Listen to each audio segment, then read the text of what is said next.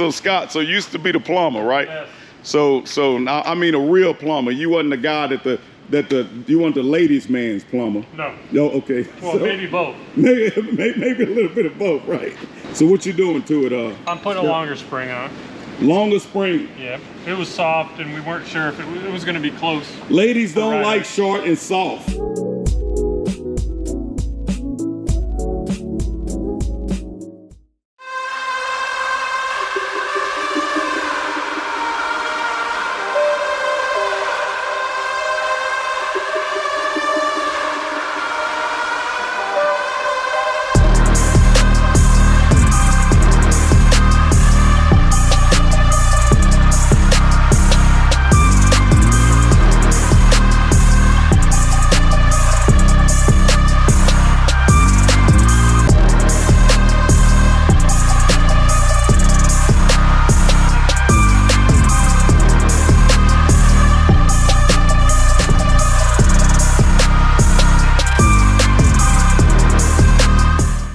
Guys, we're heading to Wesley Motorsports, so we should be arriving here pretty soon. I believe that's, well, no. You've arrived at your destination. Okay, she's saying we arrived. Guess we're gonna go around back. Let's see if this is it. Well, I see 2800. I see some burn marks. This may be it. I think we made it. All right, guys, here we are, Wesley Motorsports. Let's go in and check it out. Oh, there he is, the main man. The one that turns all the wrenches. Yeah. How you doing? You got here just in time. It's hot as hell here. Oh, hey, look, man, I come from Texas, so I come out of the bowels of hell. It's gonna be 90 and like 100% humidity today. Oh, dude, the heat is where it's at for me. Wow. Yeah, this is the new shop. We just got moved in, basically. Okay. Yeah. So we're still organized. How much horsepower is this guy here making? This is stock power. Stock power. Oh, that's under stock power. It's on E90 though. Around Okay. E90. So E90 and a cow and then stock power. Any pulley change on No. it? Stock pulley? No, it's stock exhaust, cabs, everything. And that's the Nitto that everybody complains about. It has no problem with the Nitto. Dead oaks and goes. Well, it depends on who preps the track, right? Well, no, this car actually does. Oh, well, but you got your suspension on. Yeah. So that makes a major difference. Oh, this is Mike. Where is Mike here? Mike, no, Mike's not here. He's in California. Yeah, he's in California. That's right. This is Mike's car. Yeah, this is Mike's car. That's his engine. Hey, Mike, I'm gonna throw this engine. I'm gonna throw your engine in your car, and then I'm gonna take it to the drag strip for you. Man, you just don't see these. Was this original car? No, it's a clone. It's a clone. Man, I'll take it any day of the week. Yeah, I'll take it too. So we're here with Kevin Wesley with Wesley Motorsports. Kevin, how did you get started in racing? I mean, what's your original profession? My original profession actually is accounting. I'm an accountant. So good accountant. You know, Rod Hetzel is an accountant.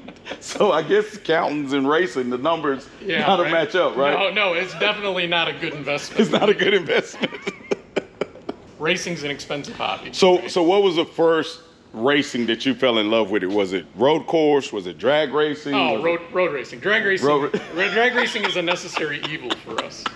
It's road racing. I mean, to me, road racing is too damn expensive. So Jay at Ignite, in which you know Jay. So Jay has sponsored us for a long time, and we always laugh about the drag racers. They're like, yeah, you know, I went to the track this weekend, and I came home and I smelled a little ethanol in my fuel, so I changed my oil after every weekend. And it's like, when we're road racing, we'll run 2 drums of E90 through our car. So we'll run 110 gallons a week. Oh, dude, man, there's no way I can run 2 drums in a weekend. Oh gosh. So you take our blue car, which makes, you know. Where's that blue beast at? It's back at Dodge. It's back at Dodge.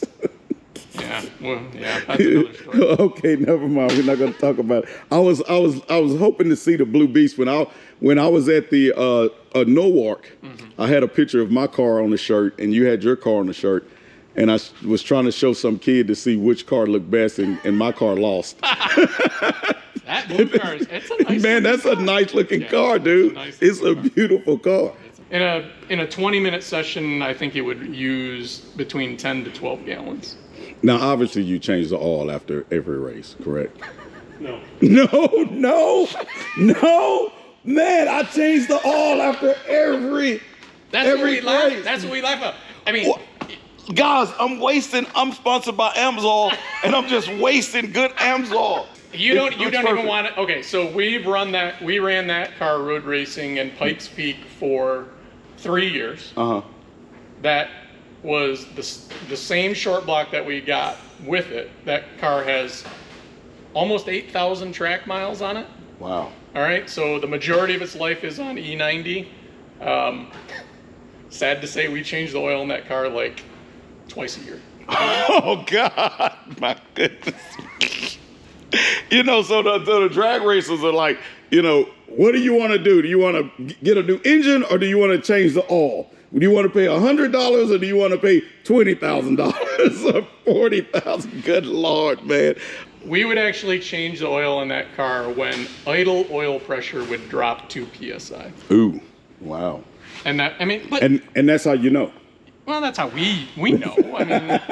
I mean, could you be more religious about it? Sure, but I mean, some of it's just durability testing, right? Yeah. What'll it take? Well, now, what oil do you use? We use the OW40 Pennzoil Oh, SRT spec synthetic. Oh my goodness! I got to get you on the Amsoil. they don't care. He's doing it. I mean, drag racing and the way you tune a drag car compared to the way we conservatively tune a road race car is different, right? So we're not going to be anywhere close to detonation and this and that, because we're going to be watt. I mean, you take Road Atlanta or Road America, you're at watt for 30 seconds. Wow. So wide open throttle, 30 seconds. Yeah, easily in the front straight. No, dude, not on the drag strip. So you're the brains, and your brother is the brains and the muscle, right? Yeah. He does the real work. I sit at my desk and come up with a bunch of stupid ideas. No, you do the hard work. You got to bring in money, right? Yeah, I tell everybody I'm the check writer. So tell me what you're doing.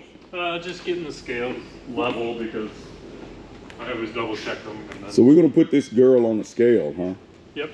Uh-oh. See where everything's at. And then we're gonna laugh. Uh-oh. And then you're gonna have to get in too, because we only scale. Oh my goodness! I did not go on a diet, man. I started to go on the diet. I said, nah, I'm done with that. I'm not doing that anymore. At this stage in my life, I'm married. My wife ain't going anywhere, hopefully. That's right. And, How long have you been married? long enough where she's not going anywhere. Do I need to get naked before I get in the car? I can just. I don't. All right. There we go. Okay, hold still.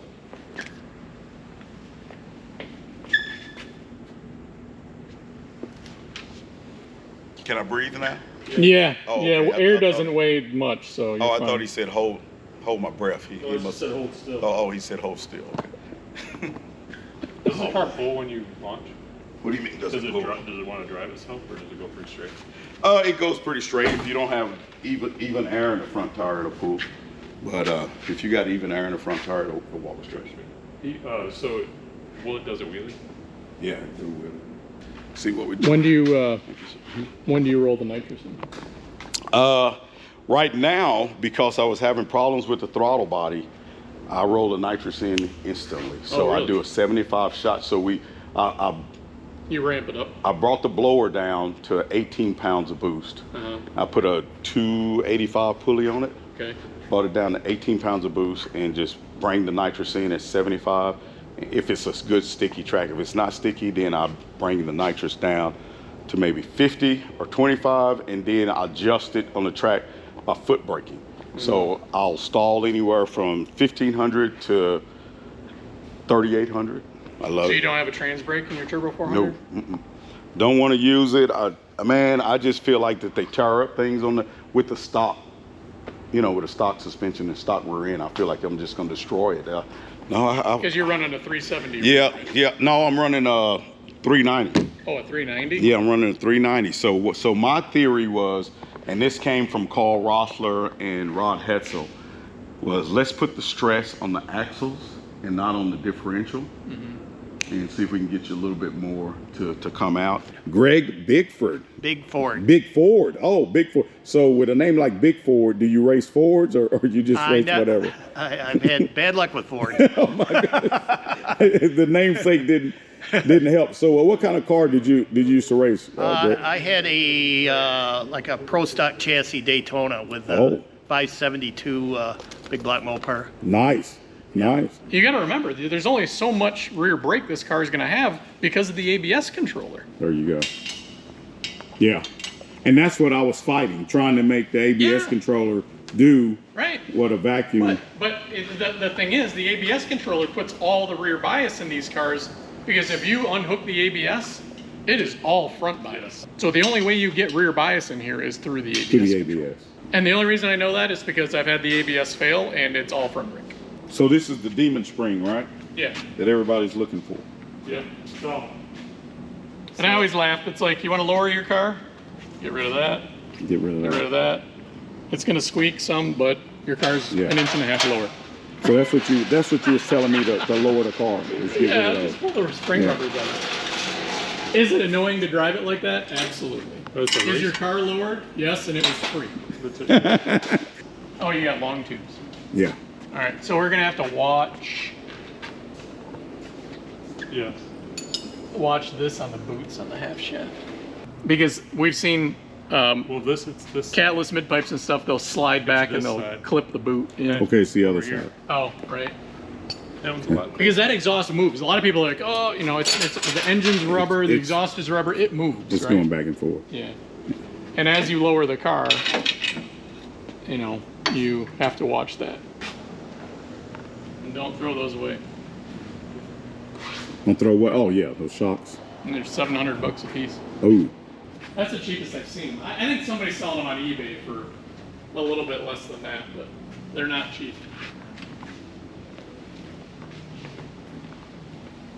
Have you got a price range yet on these yet when you start selling them? Depends on if they're going to be steel body. I think we're probably actually not going to sell the steel body double adjustables. We're going to just sell the aluminum body double adjustables. And the aluminum body double adjustables are $44.95. Okay.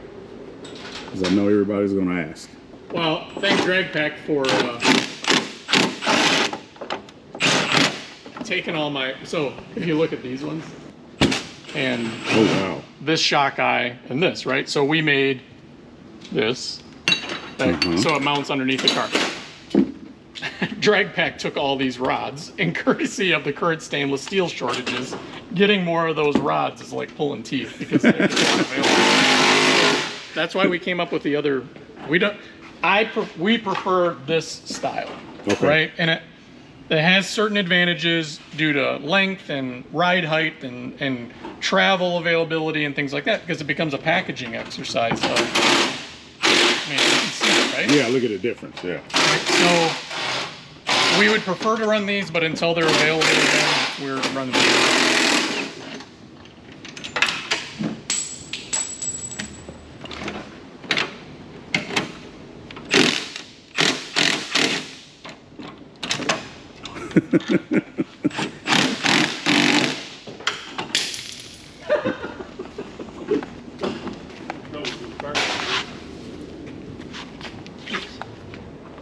They go back together so much easier with coilovers.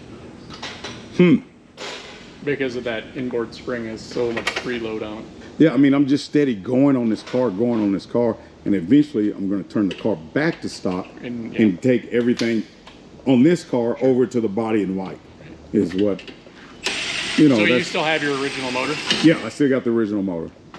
And I'm going to put some stronger rods and, you know, stuff in it just to...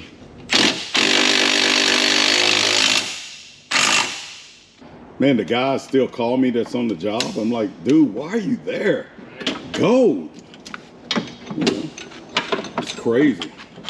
I say that's when we were real police, but the stuff that goes on today, man, it's crazy. Yeah. And we're very high tech around here with our tool carts. That's an IKEA cart.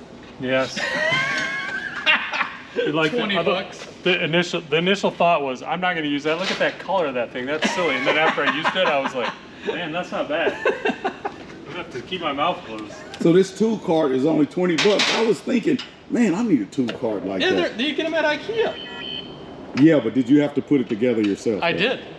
Well, see that. Yeah, that's gonna stop most people right there. Well, if you're buying it for a tool cart and you can't put your cart together, that might be a problem. Maybe you don't need a tool cart.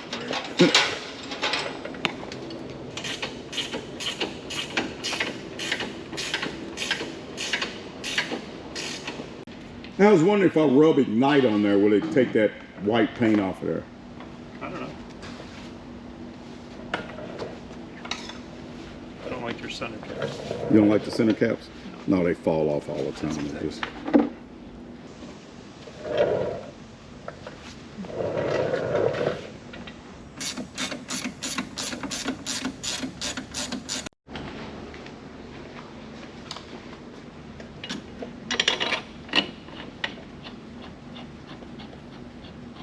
That's just to hold the. Right. So all the. So arm doesn't come down. Because you have the, brake line and the wheel speed sensor in there. Man, you got that shock out of there pretty quick. We do that when we go testing. It's like you have 10 sets of shocks, and we're swapping out the shocks. And I mean, it's. Oh, so when you guys are out there racing on a road course, you have to change them out a lot? When we do go testing. Oh, when y'all go testing, okay. Oh, wow. So, give me a breakdown. What are we looking at here, and what's going on? So this is just basically a coilover. It's essentially a coilover kit for the stock. So the coilover kit, and then it has our top cone on it. And then this is a double adjustable, so you can adjust compression and rebound. And this one is done all with the computer. Yeah, there's no adjustment. There's no adjustment on it at all. And there's 4 different. So this valve, I mean, that's a different day, video for a different day, but this valve isn't linear. It's like a lot of people are saying. So, oh man, so what's going on now? We got some laser on it. I'm just looking to see how close it is. Laser. All it needs just a little straightening. No, it is straight. Oh, it is straight. Yeah. Cool. Yeah, it's good. Do you need to knock anything out of it, or cut any of this out, or? No. All I do is I use the pinch weld to center it in the chassis. So. Okay. Yeah, no, it's good. Cool. How far you can get it to go up and down?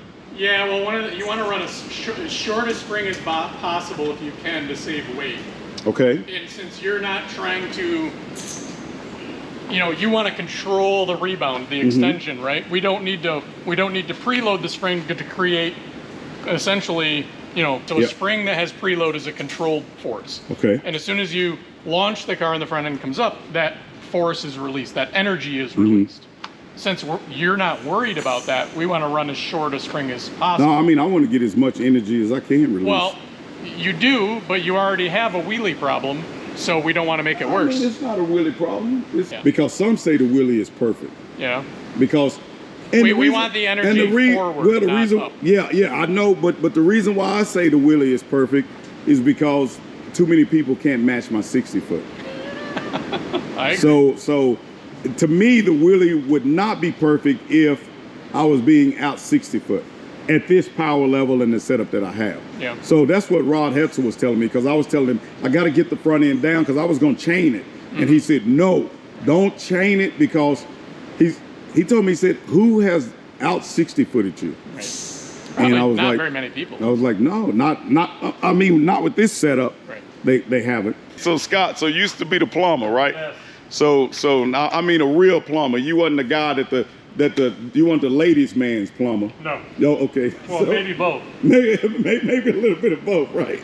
So what you doing to it? I'm putting a longer spring on it. Longer spring. Yep. Wow. Man, it's amazing how low the front end went down. And the rear end is down low as well. I mean, a Demon's ride height is high. It is. It sits up high. So why do you think they made it set up so high? A great question. Uh-oh. Don't get in trouble. I'm not going to Don't comment. Don't comment. Pass that comment. He's not going to comment, but I'm going to comment it. Whoever designed the Demon, they did a good job. That's all I'm going to say. We'll leave it at that, right?